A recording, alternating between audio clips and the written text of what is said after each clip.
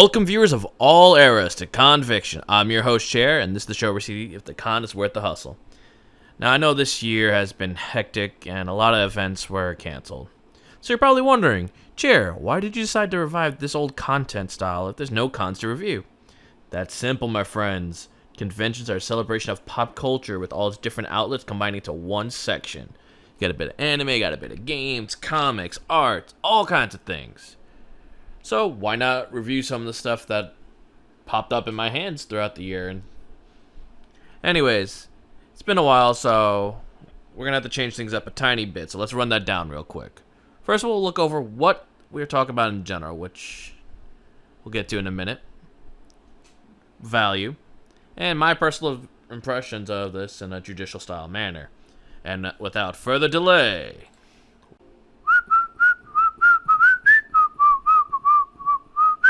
what's the hustle?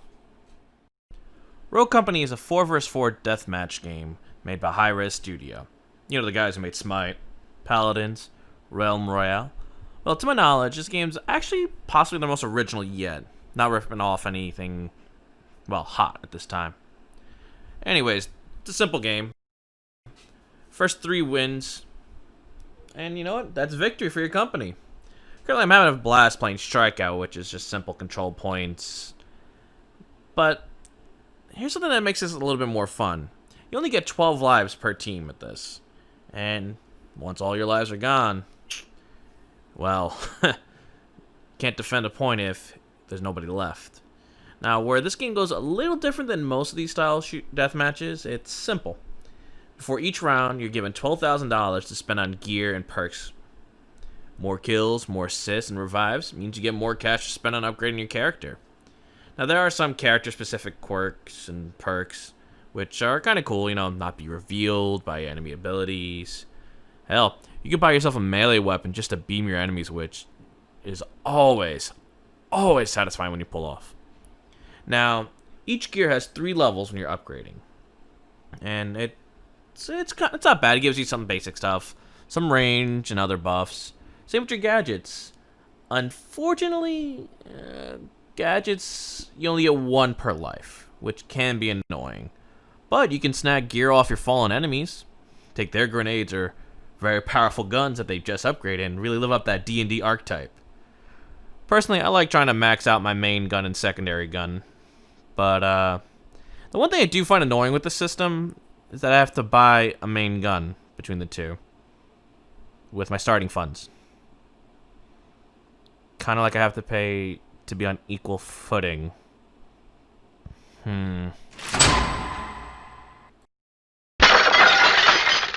Well, this game's currently in beta as we're recording this on all major platforms. Epic Store, PlayStation, Xbox, Switch, etc. I originally signed up for the beta on their website and scored an Epic Store code. But if you have Twitch drops activated and go on a couple of streams, you can get yourself a code as well. I got one for the PS4. Good thing though, because this game actually has crossplay and cross progression. But let's put a pin on that for a minute. Now they have 3 basic packs. The starter that comes with the original 6 at $15 plus Phantom and Chalk. The standard, which comes with the remaining operatives, for $30, and the big one has everything else, plus you get 1.5 thousand rogue bucks, this game's premium currency, some extra skins. Now, back to that pin that I was just talking about. I had most of my items transferred between the Epic Store and the PS4, and vice versa, but the only thing that didn't transfer was the Robux I've gotten from the PlayStation Plus bundle DLC they gave out a little while back.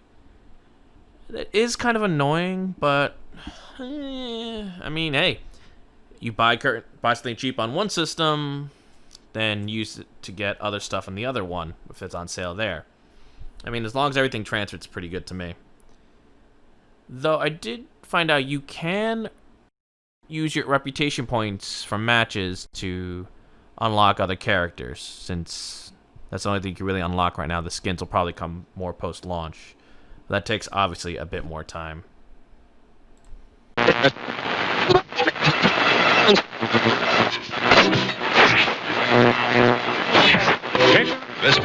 as I'm writing this, the game is a little bit overbalanced with some of the paid operatives. Since this isn't a beta, I can understand that things are going to get more balanced with time. One thing I did have issues with, besides campers, is that the map sometimes feels a bit too big. I mean, trying to flank could take up to a minute or two, and honestly, by the time I get there, either my team gets wiped out or my team wiped out everybody. And once you've familiarized yourself with the map, camping shorter routes is a bit easy to do. I mean, I gotta go all the way around to avoid simple traps that everybody has. Also, for me, reviving allies takes a bit too long. Yeah, it's 4 seconds, but in a quick firefight, maybe it's just my luck I keep getting nailed by enemies, or the fact that I don't take cover sometimes. All in all, with this game being free, I give it a solid 8 carat out of 10 carat. It's fun, ridiculous, refreshing to play at times, as long as you got a solid team that doesn't bounce, leaving you to 3-man, 2-man squad. Actually, a quick thing though, I just found out they're actually penalizing players who do quit matches early now. If you bounce out then relog in, you'll be brought back to the same match you just left. And if you do it again, you're put on a timer system. Honestly, all in all, it's not bad. And if you still have that Epic Game Store code from a few months ago, I think it was like $10 off a game, $15 or more, it's not a bad deal. I wonder how long until somebody tries something Finnish and mimic this game. Oh well, tell me what you guys think down below about Rogue Company and how you think about this new conviction content. As always, this is Chairman. Ta-ta for now, ladies and gents.